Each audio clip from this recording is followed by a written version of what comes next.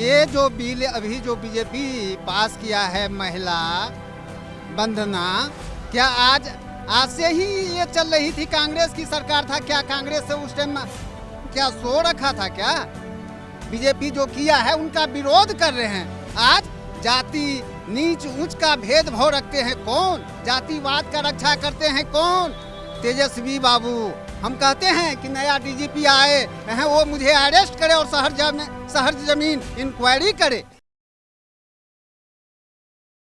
नमस्कार, मैं हूं तुषार और आप देख रहे हैं सौगंध टीवी। नेता हैं बिहार के, नाम था शरद यादव, अब नहीं रहे, लेकिन उनकी एक बोली थी जिसके वजह से वो काफ़ी विवादों में फंस गए थे। उन्होंने महिला आरक्षण के मुद्दे पर 2009-10 के करीब एक बात कही थी कि जो महिलाएं हैं वो परकटी महिलाएं देश संसद में पहुंचकर नाम खराब करेंगी। अब ये बात उन्होंने क्यों कही थी? ये महिला आरक्षण के मुद्दे पर उन्होंने ये बात कही थी, लेकिन अब कुछ वैसा ही बयान 2023 में भी आता है। लेकिन अब जो है ये आरजेडी के एक नेता ने ये बात कही है। उनका भी मानना है कि लिपस्टिक लगाने वाली महिलाएं और जो बॉब कट करवाने वाली महिलाएं अब संसद में पहुंचेंगी, ना कि जो गांव देहात की महिलाएं हैं जिनको संसद में पहुंचना चाहिए वो नहीं पहुंचेंगी। तब इस पूरे महिला आरक्षण बिल पर लोगों से बात करते हैं कि आखिर उनका क्या मानना है कि जो ओबीसी जो आरक्षण है या फिर एसटी/एससी आरक्षण इसमें लाना चाहिए था ताकि जो सारी महिलाएं हैं देश की वो एक साथ जाती, या फिर उसमें ज़रूरत नहीं थी इन सब आरक्षणों का। आपको लगता है कि इस तरह का जो बयान आरजेडी के नेता देते हैं कि बॉब कट वाली महिलाएं या लिपस्टिक लगाने वाली महिलाएं अब संसद में पहुंचेंगी, ये कितना अजीब है कि एक नेता के तौर पर जो जब इस तरह का बयानबाजी वो करते हैं? ये बिल्कुल कहने का बिल्कुल गलत है, सरासर गलत है।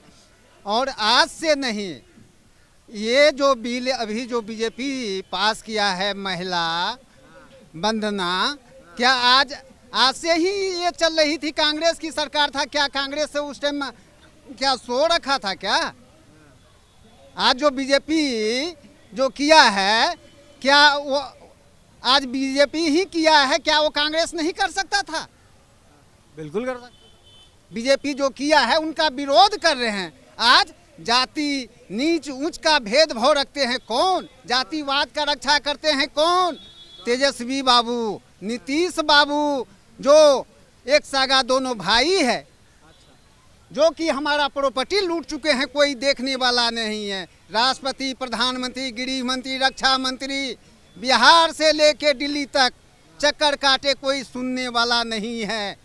नहीं यकीन हो तो सुपौल में जाके देखो, मेरा कितना पेपर जमा है, जो कि जज तक बिक चुकी है, सुपौल का जज। तो आपको लगता है कि पूरा सिस्टम जो है पूरा हैंग कर गया है, सब सिर्फ पैसा वालों की सुनते हैं? बिल्कुल बिल्कुल, पैसा और जिनके पास लाठी है उन्हीं का बोलबाला है और किसी का नहीं है। एक बिहार का कैबिनेट मंत्री है नीतीश बाबू का, उनको बचाने के चक्कर में बीजेपी का साथ छोड़ा है।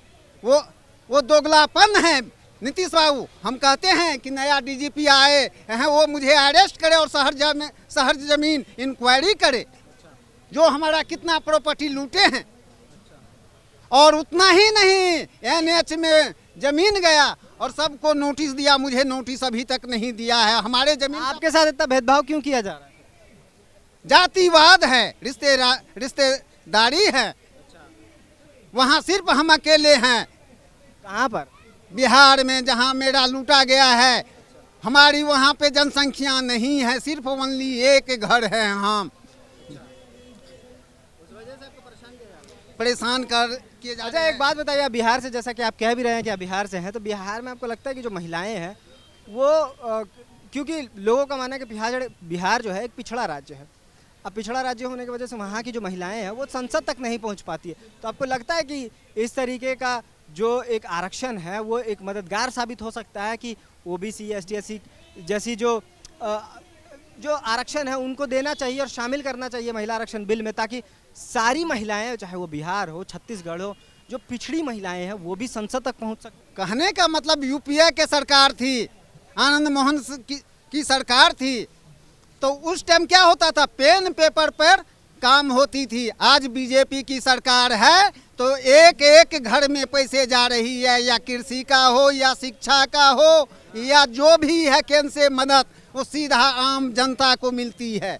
तो जैसा कि आपने देखा, इस पूरे विषय पे हमने बात की, और भी लोगों से बात करेंगे और उनसे जानते हैं कि उनकी क्या राय है कि जिस तरीके से जो ओबीसी और एसटी/एससी जो वर्ग है, क्या इनको शामिल करना चाहिए था महिला आरक्षण बिल पर, या फिर जो बिल पास हुआ क्योंकि राष्ट्रपति की मुहर लग चुकी है और अब ये कानून बन चुका है, लेकिन अभी लागू कब से होगा ये पता नहीं, क्योंकि ये इसमें सेंसस का और डीलिमिटेशन का इसमें एक पेच फंसा हुआ है। तो ये तो आने वाले वक्त में पता चलेगा कि ये लागू कब से होगा, लेकिन ये फिलहाल तो अभी ये कानून के तौर पर बन चुका है।